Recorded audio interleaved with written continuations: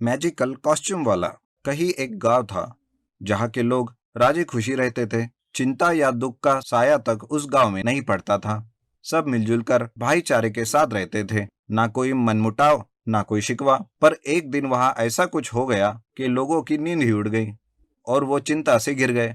आए दिन लोगों में लड़ाइयाँ होने लगी। हाय राम, मैं तो लुट गया, बर्बाद हो गया। मेरी सारी जमा पूंजी किसी ने छीन ली। मैं तो कहीं का ना रहा। क्या हुआ भाई, क्यों चिल्ला रहा है? चोरी हो गई मेरे घर में।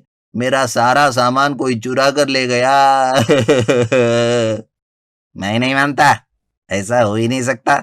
चोरी और अपने गांव में? अरे मैं क्या झूठ बोलूंगा। चलो खुद ही चलकर मेरे घर का हाल देख लो। मैं कल दुकान पर गया था और बीवी बच्चे बाजार गए थे। घर वापस लौटे तो पता चला सब लुट चुका है। सब शंकर के साथ उसके घर जाते हैं और देखकर चौंक जाते हैं। उन्हें तो विश्वास ही नहीं होता कि उनके गांव में चोरी भी हो सकती है। अब सब लोग बुरा ना माने तो मैं एक बात कहूँ। अरे कहे भाई, अब इससे ज्यादा बुरा क्या हो सकता है, बोल। वो कल मैंने राजेश को तुम्हारे घर से जाते हुए देखा था और उसके पास काफी सामान भी था। भोला को राजेश पे शक होता है, पर सब उसकी बात नहीं मानते क्योंकि उनके गांव का कोई भी इंसान चोरी करे ये बात किसी को हजम ही नहीं होती। वो एक दूसरे को सावधान रहने के लिए बोलकर वहां से चले जाते हैं। तभी राजेश कहता है, वाह, आज तो बड़ा हाथ मारा है मैंने। क्या कमाल की चीज लगी है हाथ। क्या जबरदस्त कपड़े है ये पहनते ही मैं जिसका नाम लूं उसका रूप धारण कर सकता हूँ। फिर उसके बाद पैसा ही पैसा, कोई मुझ पे शक भी नहीं कर पाएगा।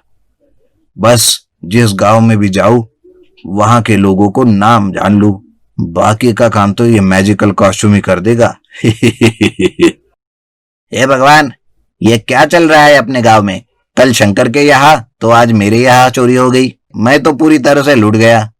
खाने के लाले पड़ गए हैं मेरे। तुम लोगों को मेरी बात का यकीन ही नहीं है। मैंने तुम्हारे घर से भी राजेश को निकलते देखा है। जरूर उसकी कोई मजबूरी है, इसलिए वो चोरी कर रहा है। चलो चलकर उससे बात करते हैं। लोग राजेश के घर चले जाते हैं।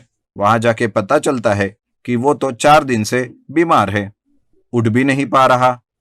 सबको बड़ी हैरानी होती है और वो समझ जाते हैं कि कोई गड़बड़ जरूर है।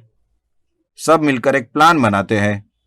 उस प्लान में भोला के घर पर शंकर और भोला नजर रखते हैं और रमन राजेश के साथ उसके घर पर रुकता है। उन्हें लगता है अगला टारगेट भोला का घर होगा। माफ करना राजेश, तुम पर शक किया, पर क्या करे, हालत ही कुछ ऐसी है। पर आज इस चोर को पकड़कर ही हम दम लेंगे। कोई बात नहीं दोस्त, मैं समझ सकता हूँ। राजेश और रमन की आंख लगती है कि तभी रमन को आवाजें सुनाई देती है। वो चुपके से जाकर देखता है तो वहां भोला चोरी करने की फिराक में होता है। अच्छा, तो ये भोला खुद चोरी कर रहा है और इल्जाम राजेश पर लग रहा है। अभी खबर लेता हूँ उसकी। रमन राजेश को उठाता है और दोनों मिलकर उस चोर को धर दबोचते हैं और रमन शंकर को फोन करके बताता है कि चोर को पकड़ लिया गया है। शंकर भागा भागा वहां चला आता है, पर उसके आते ही रमन और राजेश हैरान हो जाते हैं। ये कैसे हो सकता है? भोला तुम्हारे साथ, तो फिर वो कौन है? भूल गए क्या तुम? भोला और मैं भोला के घर पर नजर रखे हैं, इसलिए साथ में ही आ गए चोर की खबर लेने। पर वो चोर, जरा एक नजर डालो इस पर। रमन उस चोर को सबके सामने खड़ा कर देता है। भोला देखकर सब पसीना पसीना हो जाते हैं।